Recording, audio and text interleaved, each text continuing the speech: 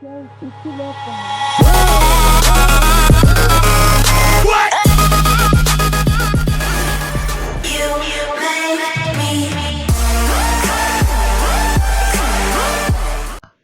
And hello, ladies and gentlemen, and welcome to Kyle the Pug's Sports Review Show, where we bring you the hottest sports topics in all of the sports world. I am your host, Kyle the Pug, aka Kyle Lodi. Now, before we get started with today's show, I just want to say that if you are coming to this channel off a video that I made on my regular channel, all I gotta say is thank you guys for coming to my channel. Good luck in the giveaway. Hope you guys subscribe to my channel for more future sports shows, like I said, in the future.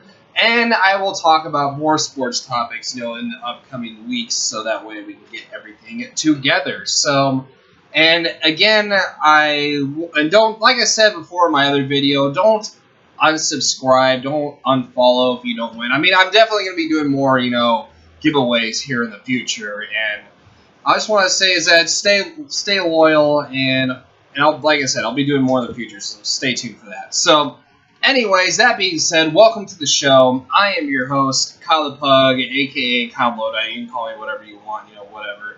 And I usually am here with Cowboy Nick, but I try to get a hold of him, call him, message him on Facebook, text message, Skype him. I have not heard one thing from him, and the last thing I've heard from him was 7:47 a.m. in the morning and wanted to know what are the topics for the show. So I gave him the topics, and basically, I think this was like an hour before the show starts. So I usually get everything together like an hour before the show starts. So I give him the topics, right? And I have not heard from him since then. That's kind of fishy if you ask me, people, but. Again, the show must go on with him or without him. I don't know, but he's basically a funny-looking person, and yeah, he's basically the comedy act of the show. So, anyways, that being said, let's get on with today's show. Okay, I mean, but he is he's an overall good person to work with. So, anyways, that being said, let's move on with the topics here today, shall we? So. We have, of course, some sad news, and we'll talk about the sad news here in a little bit. And, of course, we're going to talk about how the NL West race in the Major League Baseball is heating up. But right now, let's talk a little bit of Rio, shall we? And let's take you a little bit to what my thoughts have been so far, the past 5 days in the Rio Olympic Games. So, overall, I knew everything was going to be expected in Rio. United States is in the lead in the medal counts, and the United States basketball team is dominating. And basically, you're looking at something that's kind of expected. I mean, there are a couple events that really weren't expected, but everything's going as planned. So, basically, those are my overall first thoughts about it, but.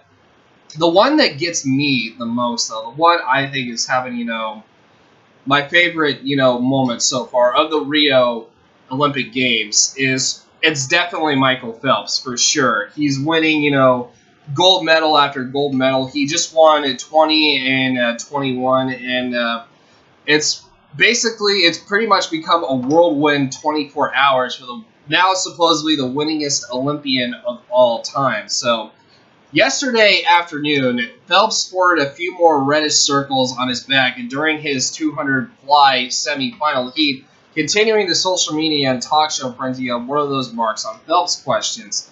The circles are the result of a recovery method called cupping, where the skin is sucked into cups, help promote blood flow into the muscles. So, heading into the 200 fly final, there was much anticipation for Phelps' latest showdown against Chad Lacroix. So, and that was the guy who basically taunted him yesterday. Well, not yes. I think it might have been, a couple days or yesterday. I'm not sure. But, yeah, he did taunt him when Michael Phelps was getting ready, to do the final. But, yeah, that's a completely different topic. Talk about another day. So, anyways, the South African swimmer out-touched Phelps to win the gold medal then 4 years earlier.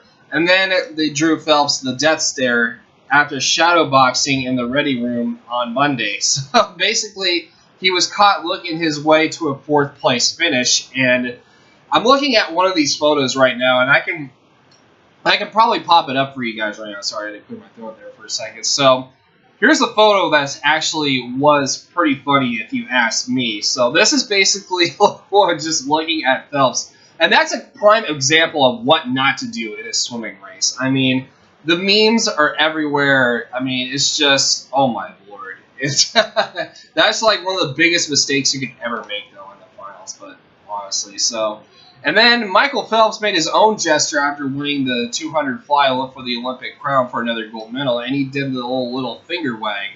And then when he was at the podium, he fought back the tears during his 20th gold medal ceremony after locking up the 200 fly victory. So, and then after the first win of the night, Phelps stopped by to say hello to his family, including 3-month-old Boomer and fiance Nicole. Very emotional and a very touching moment. So. However, though, there is no rest for him. So, as you would expect for one of the winningest Olympians of all time, he is not going to get any rest after whatsoever. So, 11 minutes after holding his own son, Phelps was back onto the pool deck. Basically, if we played a catch on this game, our pick would be Phelps saying, and I quote, "Dude, I would never pull off that hair." And then Ryan Lochte, his teammate, would be saying, "Yeah, I know, right?" Unquote. So basically, Connor Dwyer, Ryan Lochte, Townley Haas, and Phelps won the 4.200 freestyle relay with Phelps as the anchor. And basically, it was a wrap. And as soon as you won the relay, cameras caught on Michael Phelps motioning his hand on one side of his neck to the other, saying, quote, "I'm done." He later called Tuesday's slate the toughest double outing of his career. So basically, 21 gold medals. Like I said, it makes him one of the most winningest Olympians of all time. No question about that. I mean, if I had to go back to one of his favorite moments as an Olympian, I would definitely have to say, going back to 2008, that's probably one of my favorite moments between Phelps' career in the relay race where they were up against France. And Jason Lezak made that incredible comeback against, the French team, who were the heavy favorites at the time, and they were talking so much crap that it actually motivated the USA team. And it will motivate you one way or another, because if you have a team that smack talks you and they're trying to get into your head, right? What you have to do is just let it motivate, keep it, under control, and just worry about your own thing. I mean, yeah, it's okay if you get a little bit intimidated. That's okay. You can be worked that off, no problem. But if you're fully intimidated by the team that's talking smack to you, then you're probably gonna have some problems, and you're not gonna focus mentally. So that being said, that's what Phelps and his crew did, 8 years ago in Beijing, and then the rest was history. I'll just leave it at that. So Michael Phelps, overall, just an absolute beast in the water, and he's got to go down in history as one of the greatest Olympians of all time, for sure. And by a wide margin, too. So it's definitely going to be one of those proud moments as well. So moving on here really quick, we are going to go to the Major League Baseball scene, where things have kind of been heating up in the past few days in the NL West race. So the Giants did actually have a comfortable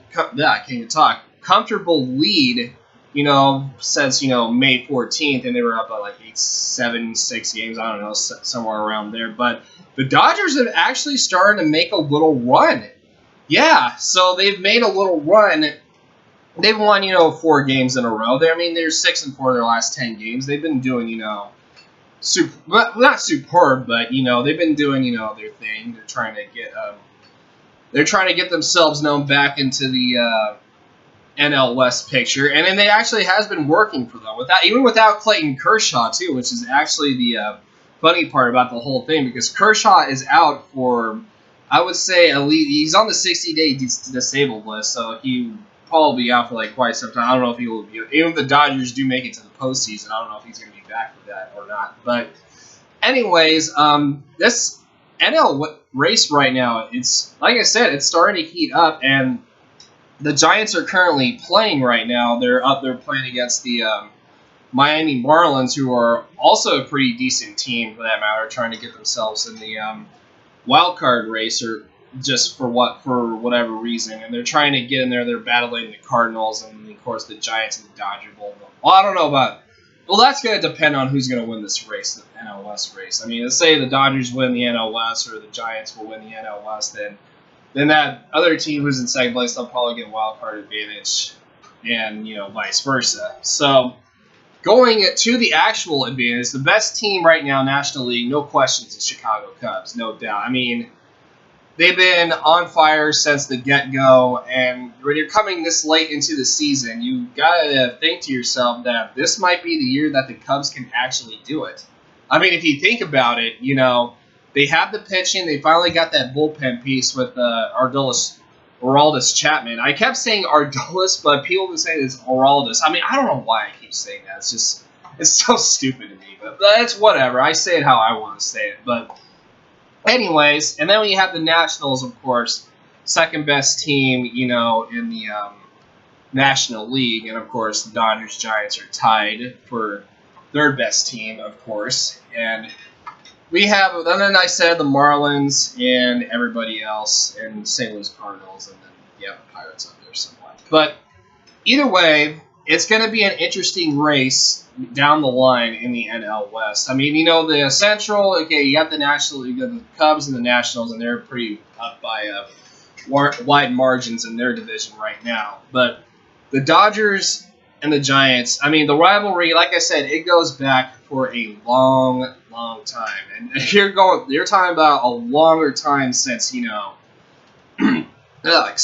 like all the way back to the New York days when the Giants were the New York Giants and the Dodgers were the Brooklyn Dodgers at the time. I mean, this rivalry has history. It goes way, way, way, way back for those who don't know about baseball. And even people, and this is the one thing I don't get, people on ESPN are saying that the Yankees-Red Sox is still the best rivalry in baseball even today. Well, that might be true overall, but recently the Dodgers and the Giants have been, the most popular rivalry in sports. And not just, in California, but all over, the Major League Baseball country as well in the United States. So, I mean, it's not just one team in the United States, but they're also like one team in Canada. That's the Toronto Blue Jays. So, but I couldn't really say United States though. But that was kind of a little bit, not far-fetched, but it was a little stretching it since there's one team in Canada.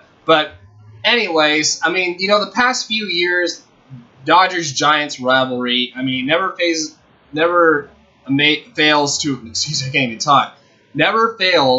to amaze anyone, even if you're a baseball fan as well. So you're looking, I mean, this rivalry is going to heat up during the last couple of months of the season. I mean, they're going to play each other again for sure, but you got to look at the timeline between, these two teams, and like I said, it's going to be an interesting race. Am I going to tell you who's going to win? I might give you an idea of who will win the NL West, but I can't really say for sure.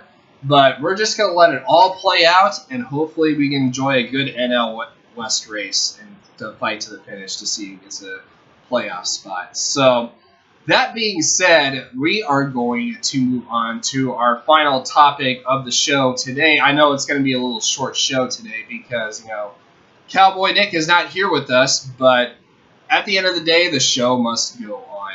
So that being said, John Saunders is one of the colleagues at ESPN, and he was a longtime host over there, and this is really sad what happened to him. He died at the age of 61, and he was one of the more familiar on-air faces on ESPN for nearly 30 years, and he was only 61 years old. So John Saunders basically hosted studio and play-by-play programming, and he covered college football, basketball, and NHL for the network as well, in addition to anchoring SportsCenter.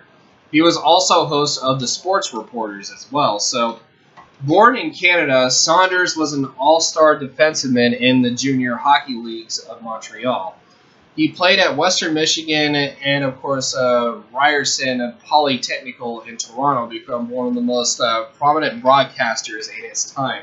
And he was also a founding member of the Jimmy V Foundation for Cancer Research and served on the board of directors. And this is what John Skipper said, president of ESPN, co-chairman of the Disney Media Networks, in a statement, and I quote, "John was an extraordinary talent, and his friends' informative style have been a warm welcome to sports fans for decades. His wide range of accomplishments across numerous sports and championship events among the most impressive this industry has ever seen.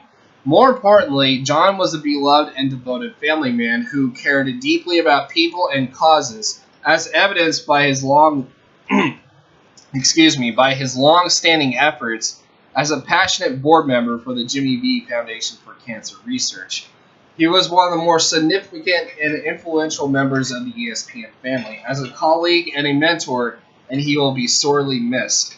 Our thoughts are with his loved ones at this extreme, difficult time," unquote.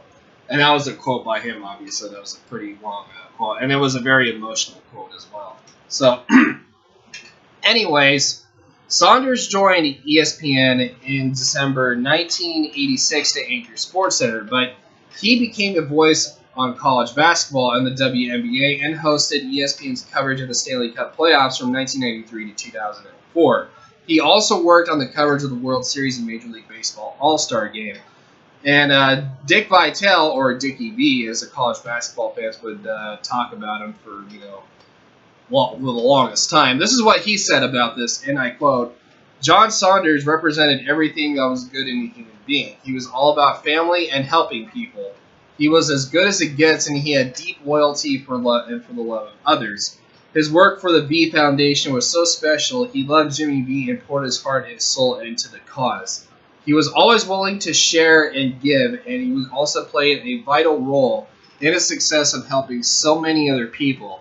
I can't believe this stunning and horrible news.